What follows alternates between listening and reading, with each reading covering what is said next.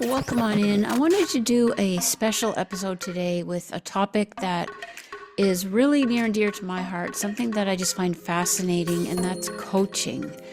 In the PWHL especially, there are so many variables that go into success with such a small league, 6 teams, that you can really study each other, and such a mix of players coming from different backgrounds.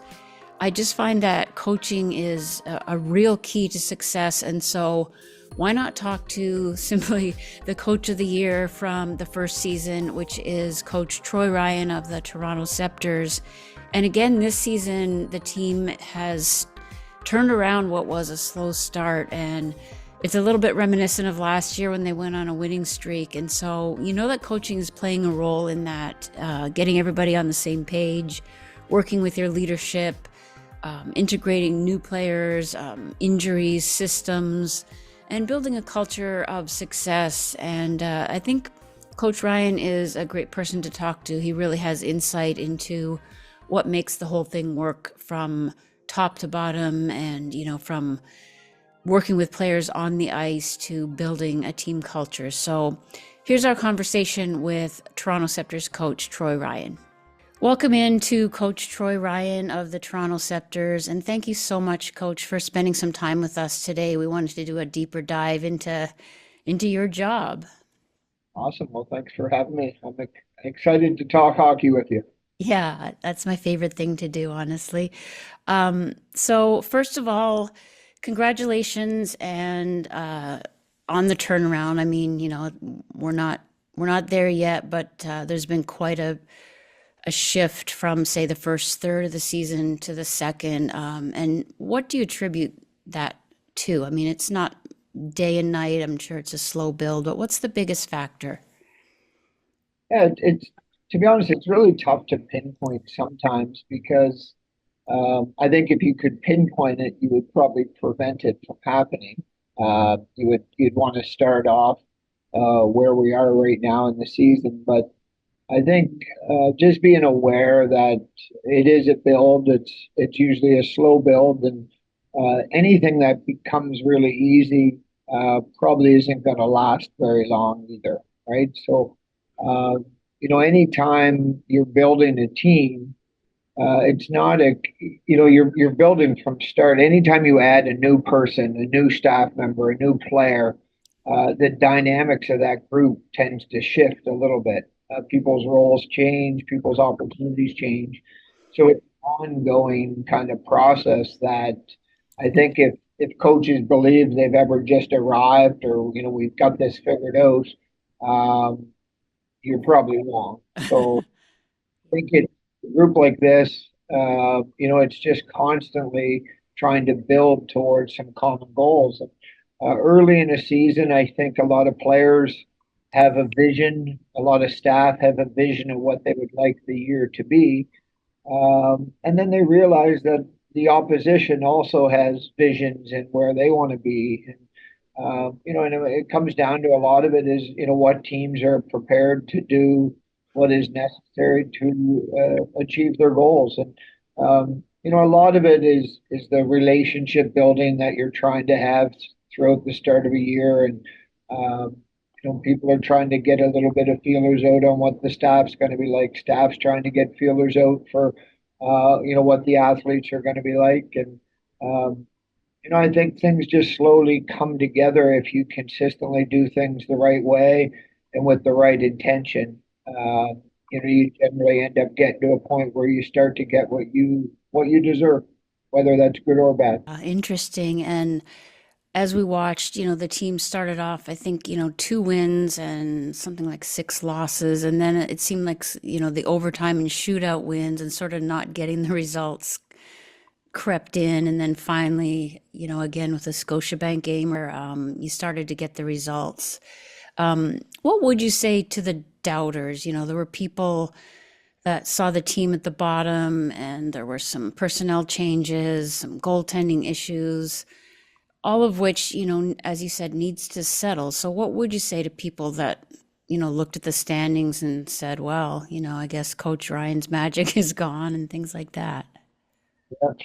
To be honest, I think if I spent a lot of time being concerned about what voters, what they think or what they say, it probably would be the wrong business to be in. Generally, try to avoid that type of narrative around any of the programs that I've been a part of. And I think the one thing that's really important is that this isn't this isn't a coaching thing necessarily either. It's the coaches have I would like to say a big part in it, but ultimately the players that climb over the boards for their shifts are the ones that take such a big part in the turnaround that we've had just recently. So honestly, we don't focus a lot of it. I think it would be so if I rode the highs and lows that come with coaching, it wouldn't be great for my own mental well-being, and it wouldn't be great for our team as well. So we generally know the direction that we want to head in, and we know the work that we put in on a daily basis to get it headed in the right direction. So yeah, I think right now the athletes are getting what they deserve, and Mhm. that's for sure. They've stuck with it, and I think sticking with their goals and where they want to head is probably the main reason why they're in a good situation right now. Yeah, that's interesting. And even as you're saying that, you can tell when that's part of the message that you're giving to the team, how important that is that they keep on believing. And we've talked about the leadership group, you and I, quite a bit, and that they're sort of the liaison, and that I'm sure that goes a long way into the success. We've talked about Blair as the captain and Renata, and you've got just some great leaders. Can you tell us a little bit about what that relationship is like as you get your message to the group and let them take the lead as well? Yeah, for sure. Like the one thing, I guess the one word that I would use to describe it is that the relationship is just a real one. It's not, it's not I'm their coach and they're just players on the team. It's um, we're in it together, right? We're ultimately trying to work towards some common goals and achieve success as a group. So the conversations that we have aren't all, you know, hugs and high fives conversations that I have with them, and there's some difficult conversations that they're prepared to have with me. And I think without that, I don't know if I'd want to be in an environment that was anything but that. They're professional athletes. They're incredible people. And to be honest, I can't be in the dressing room all the time. I can't be, socially around the group. So they have the ears and the eyes on just about everything around this program. So when you trust people like that, you trust their intentions. For the group, you got to listen. You got to listen and you got to ask questions to get a good idea because uh, my pulse of this team is generally my leadership's group pulse on this group. Hmm. Such a good job of knowing what needs are. And then as a coach, I just try to do my part in managing that and, challenge them a little bit on some of their thoughts or their questions. But I think that's what makes it healthy. I would always trust anything they brought back because we got enough years under our belt and experience with each other. Hi, here's that awkward break in a podcast, where usually there'll be some kind of message that I'll read about a betting site or in a product that somehow has very little to do with the actual content. But guess what? This podcast is brought to you by you. If you're looking on the screen, you can see our PayPal address is simply GameDay Hockey spelled out the number one at gmail.com. As much as you want, as regularly or not as you want. We're not brought to you by anybody. We're not sponsored. We're not promoted. We're not restricted by anybody. For today, it's just simply send us $1 or $2 on PayPal. And if you're listening on Spotify, there's a way to support us on there as well with a regular or a one-time donation. So again, this podcast is brought to you by you, and that's the end of the break. So digging into maybe the nuts and bolts, as I mentioned, in my mind, I see two distinct, at least, geographies of coaching, if you call it that, where you're on the ice and you're teaching X's and O's, systems. And then during games, when you're managing the players in front of you and putting certain people on the ice, watching what the other coach is doing. That to me, those are very separate skills. Could you talk a little bit about those and where your strengths are, how you learned both of those? I mean, I know you're a great teacher on the ice, and then obviously during games you're making adjustments and things like that. Could you tell us a little bit about those segments of it? Sure, it's a good question. I have a couple of kind of random thoughts Okay. on practice and running drills. I think uh, I know when I first started coaching, I probably got caught up in just making sure I had good drills to run. And there's so many drills that are accessible to coaches out there that I probably got caught up in trying to look like I was playing the role to actually playing. And the more I started trying to connect the on ice game with, so for example, like connecting what you do on a forecheck to what the result is of a good successful forecheck. So a good successful forecheck means you're in ozone play, and connecting the two so the transition between the two can be smooth. So you don't just want to, so a good D zone coverage is connected to good breakup.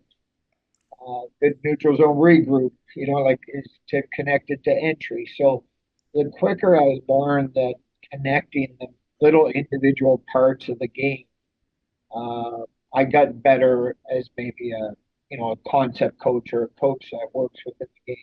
But I think one of the biggest and most important things is understanding that you're there for that team dynamic side and the on ice performance. But a big part of your job is to help some players achieve their goals as well. So there's a skill development side. There's a trying to get a good understanding of what the players' needs and desires and wants are, and how can I help facilitate that? How can I be, a resource for them to actually achieve what they want to achieve as a player? We look at like a Renata Fast is an easy example. There's so much growth there for her, and there's so much still room for growth. But she's someone who is like, just an aggressive, physical, fit, defensive D that is just really difficult to play with. But she wants to be more. She wants to be an offensive player. And without sacrificing what she is at the core, that I have to be now a resource for that she can tap into my knowledge, and I can help her bridge that transition from a defensive defenseman who plays against tough minutes against tough players to now being a threat offensively. And every single player in our group has a story like that. So uh, one is probably me and coaches in general taking the time to get to know what the transition is for that player and how they want to grow as an athlete, and then using your knowledge and your skills to help them get there. Uh, so there's so many little parts to the teaching side and the coaching side. And, I'm not necessarily, I wouldn't consider myself at all a big motivator.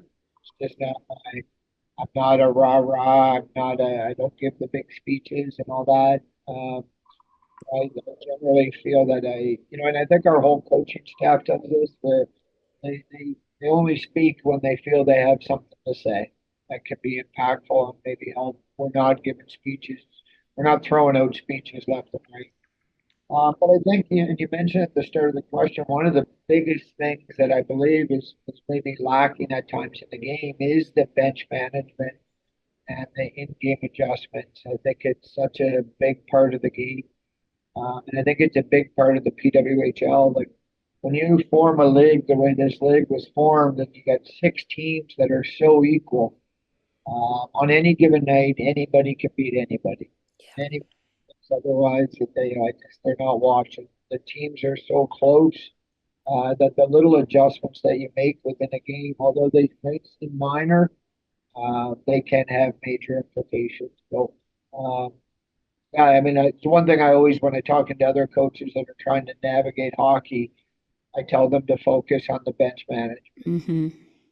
Whether it's just having a checklist yourself when things aren't going well, what are the things that you do to make sure you get them back on track, or assigning people on your staff different roles, so we can pick up maybe what the opposition is doing and how we can negate that as quick as possible. So, yeah, honestly, the coaching, the whole profession is interesting. There's such a relationship side of it to understand, what the needs and wants of individual athletes. There's the practice side where you're trying to take little snippets from games and now practice them. So when they're in a game situation, they recognize it.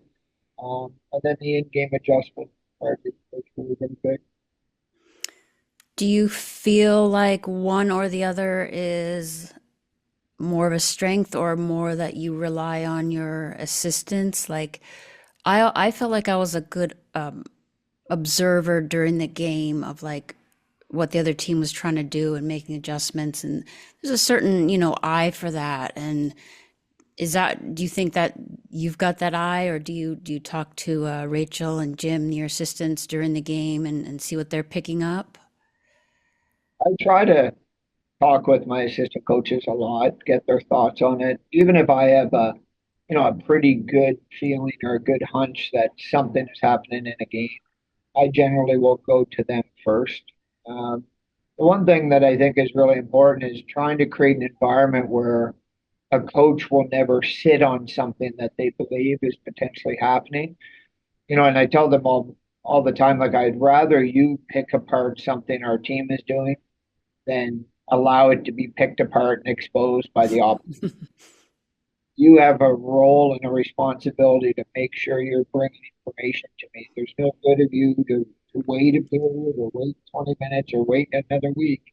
If you feel it and you get a sense that it's something that could be detrimental to our team, it's your responsibility to bring that up. So a big part of a head coach is trying to create that environment where a coach can feel comfortable to voice their opinion and know it's going to be considered. It's not always going to be taken, but it's definitely going to be considered. So I think as a head coach, that's a big part of it.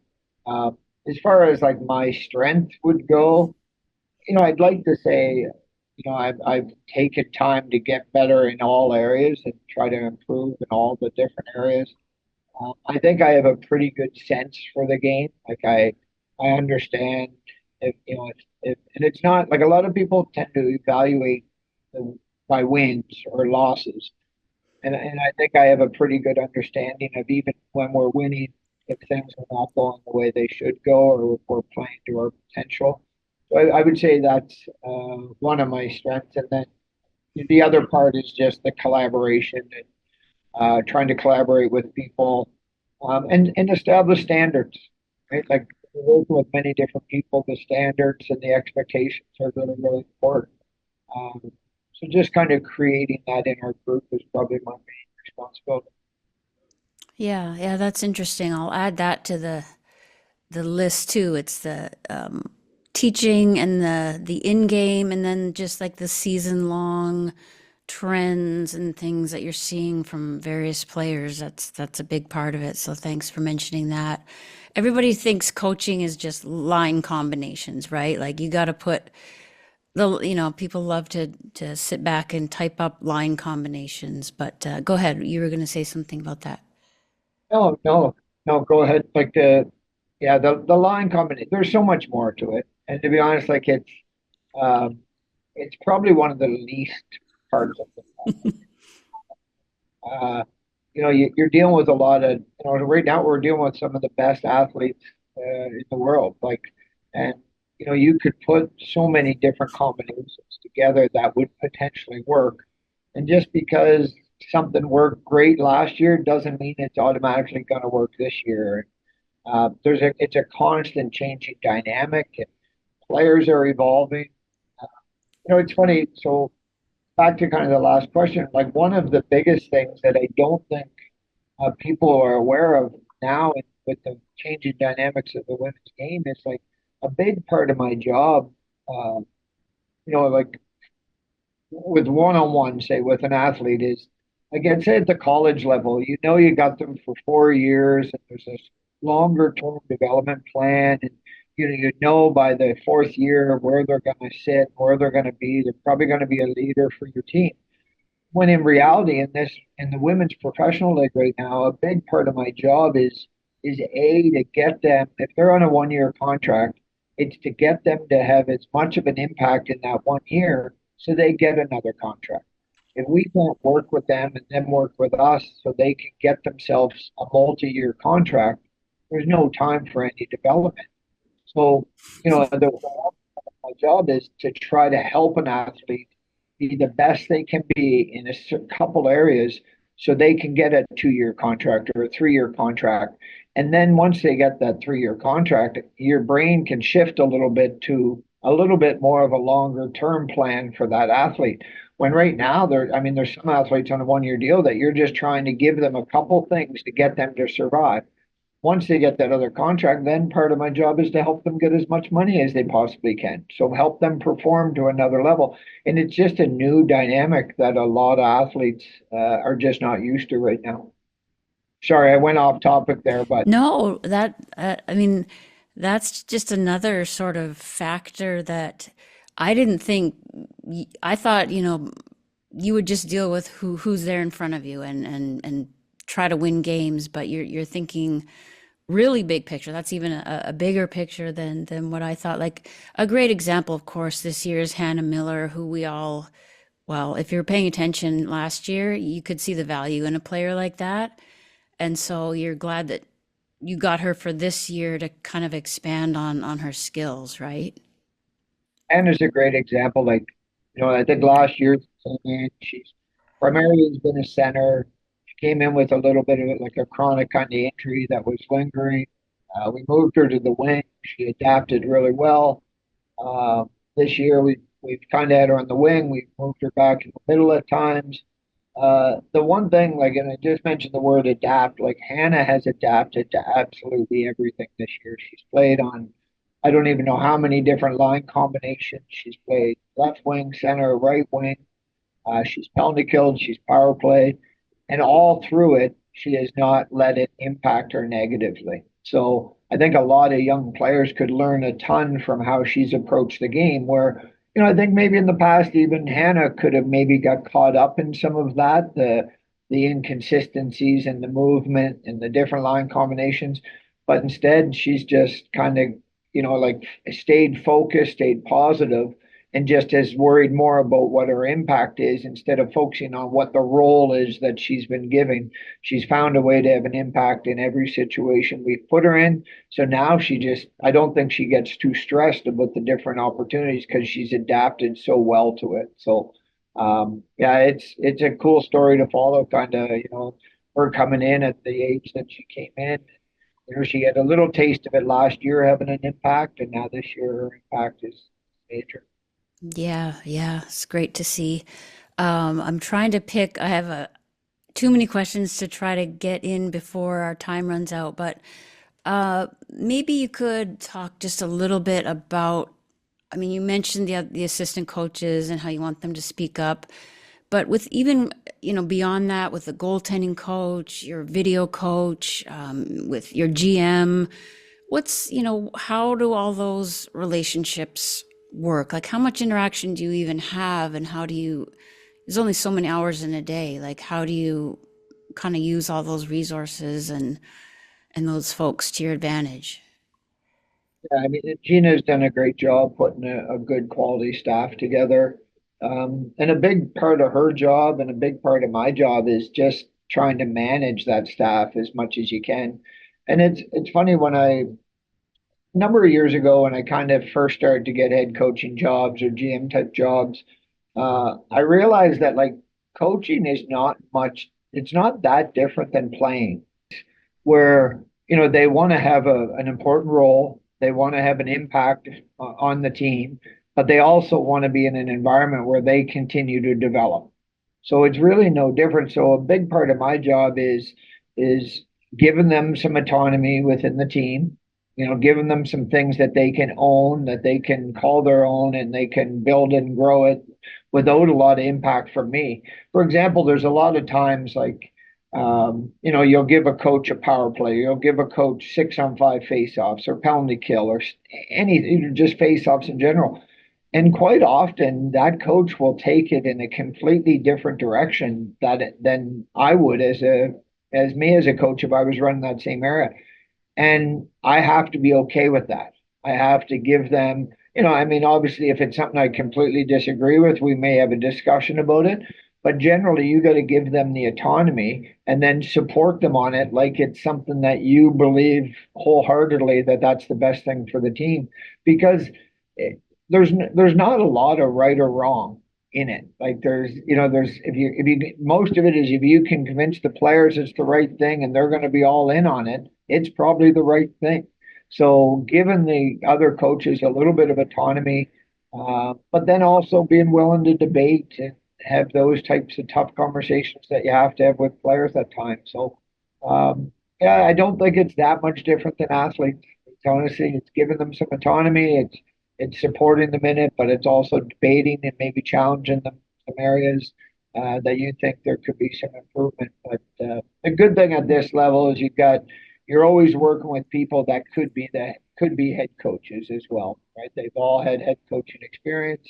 So it's just kind of working together and making sure you're giving them an opportunity to continue to grow within their profession.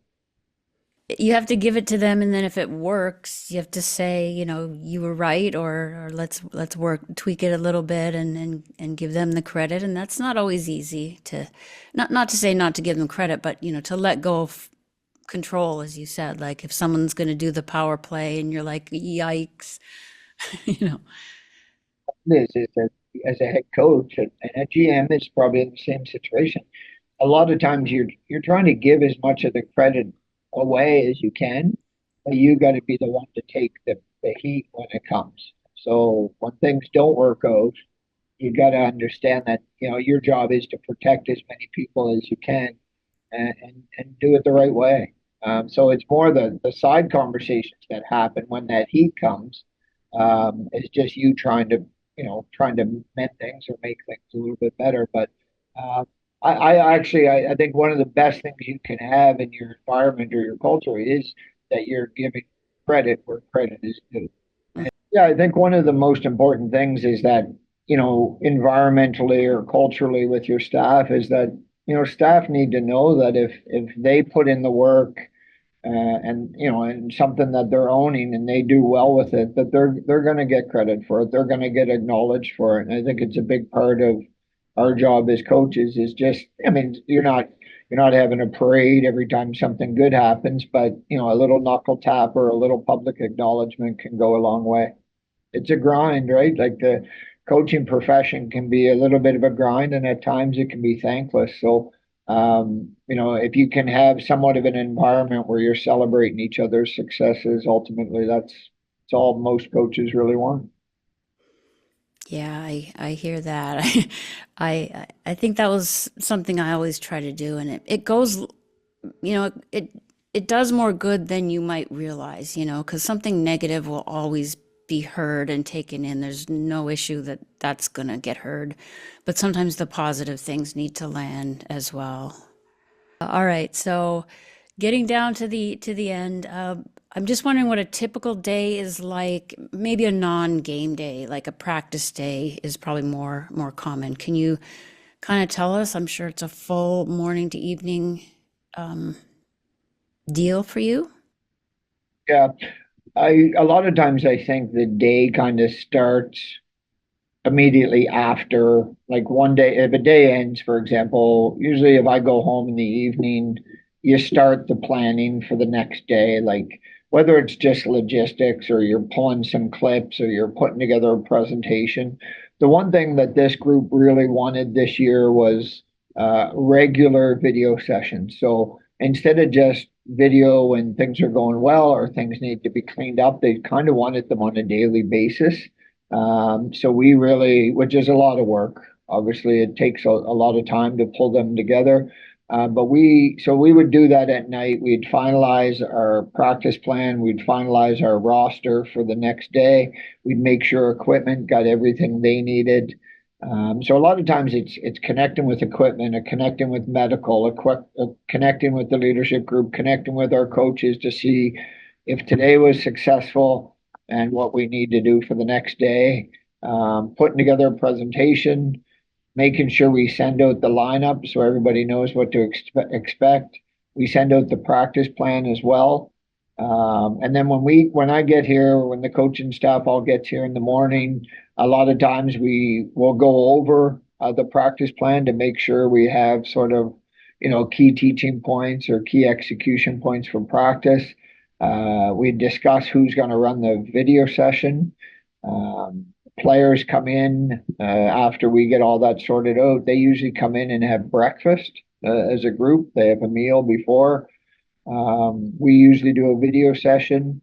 Once we finish the video session, we come in and finalize all the details of practice, who's going to run what drills, if we're going to show any individual video or anything like that. The players will go with our strength and conditioning coach for a warm up. They usually do either a general warm up or they'll do a speed session, prior to practice. Our goalies usually go on 30 minutes before practice. So we have an assistant coach that's also assigned to the goalies. We have a goalie coach that's either a full-time goalie coach or we have a goalie support as well. And then we get into practice. And after practice, we generally, I have a brief. It's not always formal. It's just a brief discussion on what we liked, what we didn't like, thoughts and general kind of themes for the next day. And then you just recycle it. The one thing that I think we do a little bit different from a practice planning point of view that I think coaches could probably gain some from, I create a practice plan and it's blank. There's no drills in it. And then we generally discuss what theme we would like to have for that practice. And then I get the assistant coaches and our video coach and our goalie coach to populate that practice with what they believe would accomplish the theme. And then I go in, so I don't know who actually put the drills in. We use an online database to do it. And then I go in and I just delete or move them around. I'll add my drills. So everybody generally has an equal opportunity to get their drills submitted and to be considered. And sometimes we'll take, like sometimes Rachel will put 6 drills in and we'll use all 6 of Rachel's and none of Jim's.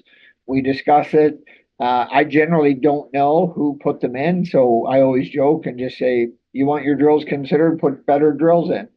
And sometimes it's meant to be lighthearted, but it always gives everybody an opportunity to put their drills in, and then the next day when we go over it here in the dressing room or in our little office, we will just say, who submitted this one, and for them to talk about it, why they felt it was something that should be included in practice. So it actually makes it really efficient, but it also gives everybody an opportunity to think more like a head coach. Like if I had to do this practice, what would I include in the practice plan? So I just changed that recently, probably the last 3 or 4 years. I kind of use that philosophy in building our practices.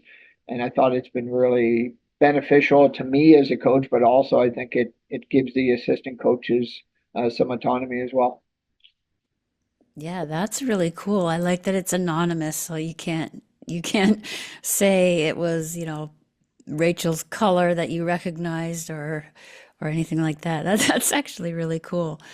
All right, so our final question, I want to give you a chance to speak maybe on behalf of some other coaches too, but certainly for yourself. What is the biggest misconception about coaches? I was going to give a guess, but I'm going to leave it wide open. That you would just say, like people come to you with thoughts of what you're capable of doing or anything like that. What would you say? A bunch of little things. Once I remember hearing this years ago, and it kind of changed the way I thought of hockey a little bit. Like a lot of coaches get caught up in systems and skills, and I remember hearing someone say, well, honestly, it was probably 25 years ago. There's a little bit of, switch your systems for concepts and build your habits within your skills. And so instead of thinking about the game as systems and all skills, think of concepts and habits. And I think it's really, really important. So now you're trying to teach the game, not drill systems into a player. And then as far as the skills are concerned, I think a lot of skills are taught where we're always trying to teach the next, you know, Natalie Spooner and Sarah Nurse, as opposed to, some players need to develop habits that aren't necessarily the skills that the top end players have. So instilling and providing space for players to learn the proper habits within the game is really, really important. And then a big thing is that, a lot of people think coaching is still a dictatorship, and it's so far from the truth. Like, if you're running your program like a dictatorship, you are so far behind today's game. So I would encourage, people to build relationships as much as they can. I mean, I don't say a whole lot. I'm pretty quiet. I don't initiate a ton of conversations, but I think people know that um, you're there if they want to talk.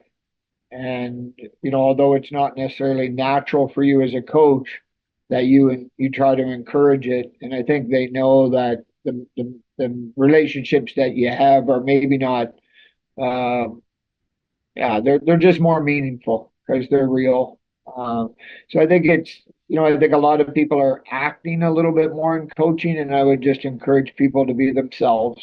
And if you're consistent, whatever that is, right? If you're someone who's vocal and a motivator and got a ton of energy, just bring that. And if you're quiet and you keep to yourself, just be consistent with who that is, because players will see through you. And I think it's important for them to just see who the real person is and just let that come out in your profession.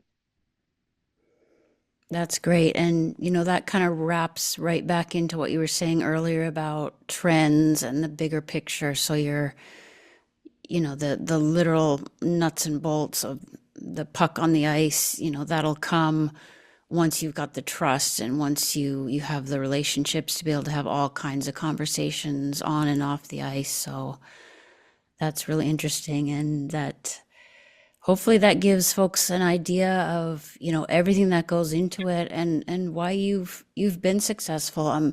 Maybe we could just kind of close with that. Like you're getting ready to come off the week-long break, and I believe you have 9 games left, and they're kind of spread out because of the World Championship. So how do you look at those, this last closing chapter before the playoffs, hopefully, and on into that? Yeah, it's going to be tight. It's so close. I mean, it's crazy that when you think about it, we're 2/3 of the season is done. And with 9, 10 games left, you're closely looking at the standings, realizing it's probably going to come down to that final couple days. Uh, we want to make as much damage here as we can. I think we got 6 games before the international break, and then 3 post break, and um, scary situation for all teams that, if they come back after that international break and those 3 games are meaningful, it's a tough situation for people to be in or teams to be in. But I think it just shows it how competitive this PWHL is. We've tried all along to not get too overly focused on, the standings or wins and losses. Like, if we continue to trend in the right direction and play in the right way, we will either have success or we can live with the results that come with that. I think the big thing right now is just to get as healthy as we can, so we can, put our best team on the ice any given night. And I think if we are in that situation, I think we will be successful. So it's just a matter of getting some people back and continuing to play the right way, and hopefully we continue to get rewarded for it. Yeah, yeah, that's true. I don't know if you've actually had your full, maybe a couple of games with Spooner and Nurse, but or was it literally one went? One went out and one came in and one left, and then even now, like Miller was out in Montreal, so yeah, we're still not sure where. So tough. tough, but it's, a lot of times when that happens, someone else will find a way to rise to that occasion. So we're really optimistic that that will happen in the situation. But it's tough, and I think one of the biggest issues with it is where Nurse and Miller have both played the middle. It's really difficult when you're losing two top centers. And Mhm. most teams win championships when they're strong down the middle. Yeah, well, there's hopefully enough time. And I mean, I was crossing my fingers and I'll knock on. I don't like to see injuries at all. And of course, like you say, with the international break, you don't want to see anybody come back from that injured. I mean, you want best on best. You want everybody healthy so you can work with, what you're meant to have, and the same for the other team. You don't want to win when the other team's hampered by injuries. You know, You want the best to be, same with us. We want to play every time we play. Like, we got Montreal coming up here. We want to play Montreal, and we want their best to be there so we can have a good challenge for our best. yeah, yeah. All right. Well, with that, we will see you in a couple of days at that game. And this has been really interesting. I really, really appreciate all the insight, Coach, and best of luck as you hit the ice again with the team and get everybody back healthy for the end of season run here. Thanks for your continued coverage of the league and our Sceptres. It's awesome. You're doing a great job. Thank you. Well, we'll see you soon. Bye for now.